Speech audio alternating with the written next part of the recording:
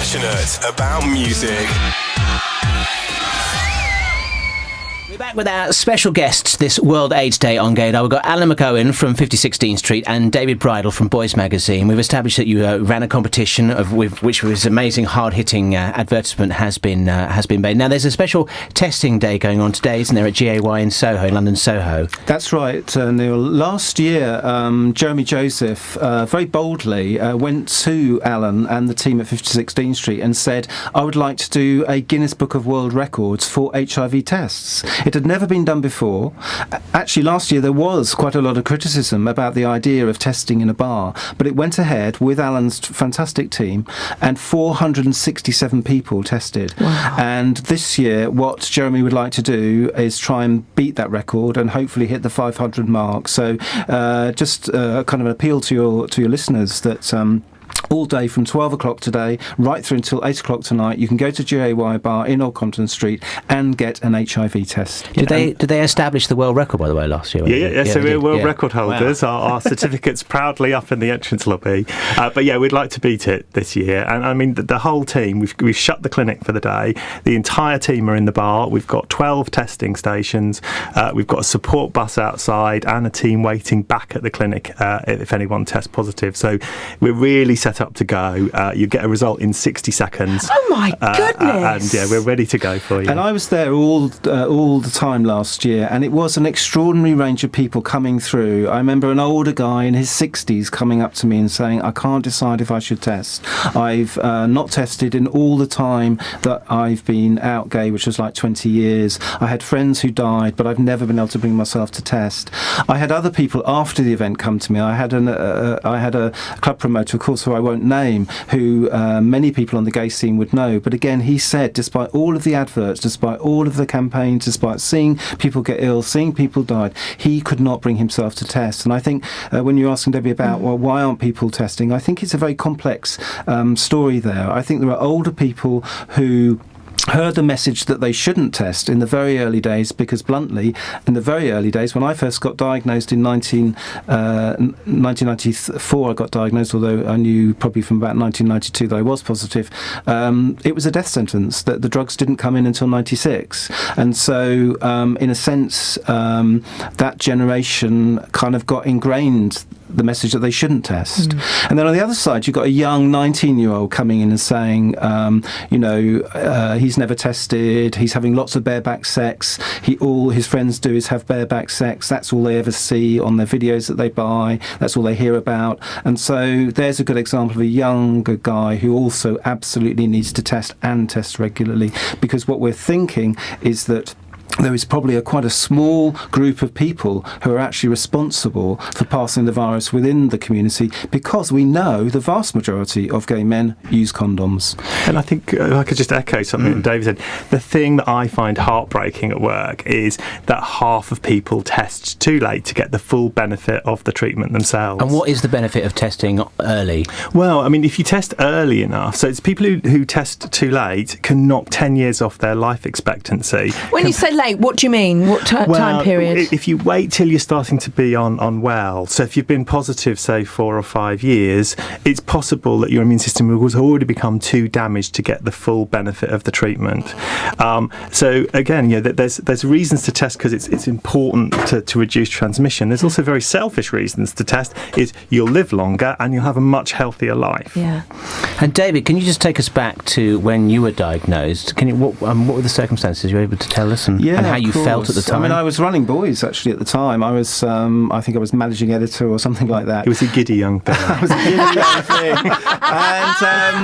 And I always remember to this day, my partner was having problems with another health problem, and he said, "I've got some good news. My other health problem is sorted, but the bad news is the doctors told me that I'm HIV." And because he was my regular partner, we were having effectively unsafe sex, and therefore, was a good chance that I was HIV as well. We did the tests over the weekend, and I was. Having said that, I had actually been, just picking up on Alan's point, I'd had a couple of bouts of shingles in the previous years, and that's an indicator actually of where your immune system is failing. There are other indicators, there are other diseases which people may not really think about, because one of the ironies of HIV, a really sort of interesting point to make to your listeners, is that HIV destroys the immune system. That means that it destroys your body's attempt to knock out disease. And so actually, during the time when you're first infected, you can often find that you don't get so many colds, you don't think there's very much going on with your body, but that's actually bad news, because actually a cold is a really good signal that your body's trying to knock out something which it doesn't want to, a bug which it doesn't want. So we should embrace the cold then. Absolutely. Yeah. I'm a great fan, and in fact one of the things I noticed when I first went onto the HIV medication back in '96 was I had earwax for the first time for a very long time, came down my ears. So there's so and it was many one of those pluses to symbolic test things. So good. Well, but I mean, I guess the other thing to bring up the symptoms is that one of the things we're really trying to bring out in phase 2, which is launching now, you've got till Valentine's Day to put in your submissions, is that there are 3 symptoms that if you've got, there's a really high chance that you're seroconverting for HIV. And they are if you get fever, a rash and a sore throat all at the same time. So if you've just got a sore throat today, don't panic. But if you've got all 3, then you should come in and see someone and get tested right away. And so what's shocking is only 1 in 3 gay men know that. So again, it's one of the things we want people to try and explain to the rest of the community in phase 2 of the community campaign. You're 5016 Street in London. Anybody else that's listening in other parts of the country, what should they do? If you just go onto Facebook, there's a Facebook page called The Community Campaign, and you can read about it and you can put in your entry there. You can put in your entry from anywhere in the world. We'll put it to the judging vote, and if it wins, we'll run it in the UK. Okay. Oh, so is this different to this one then? Yeah, so we're having another phase. So this time there were various messages. One about the 50% of HIV is caught from someone who doesn't know they have HIV and has caught it themselves recently. The symptoms of early seroconversion, the fever, rash and sore throat at the same time. And then the message about if you test early, you could live at least 10 years longer and have a healthy life. And so those are the things we want to get out there, because the evidence is suggesting people don't know. Yeah, and I'd also think there's a really important issue which has come out very recently. We've had an article this week from Valerie Delpeche, who's part of the Health Protection Agency, and she's making a really significant point, which is that you are at less risk of getting HIV if you have sex with somebody who themselves is positive and on medication, which means that means HIV, the virus, is actually sort of very limited within the body, confined, and therefore you're unlikely to pass it on. You're much less likely to be infected if you have unprotected sex with somebody who's on medication than if you have unprotected sex with someone who hasn't had a test within the last year. And and I think that's a really significant sea change almost in attitudes to HIV. Yes. Can I bring up just a thought?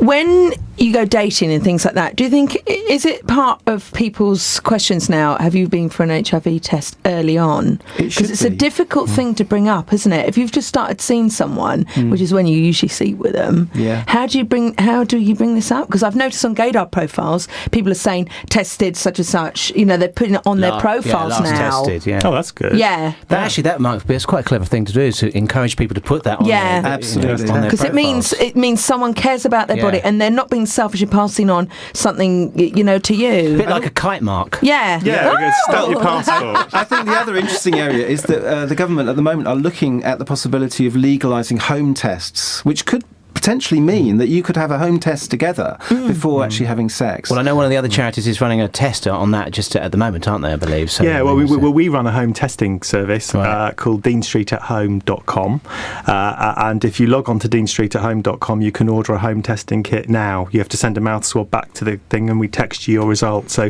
if you can't make it to GOI today and you can't make it into your local clinic, just go to deanstreetathome.com and order a home test. And can anybody across the country do that, or do they need to go... Well, it's just within the M25 at the moment. And anybody in other parts of the country, what would you advise them to do if they were looking for a test? I would just Google online for your local GU clinic, or pop to your GP. Your GPs are meant to be able to offer it. I think most people end up going to their local GU clinic. So if you just GUM clinic in Google and find out. And there's always support as well, isn't there? If you do get tested, because I think that's a big fear factor as well.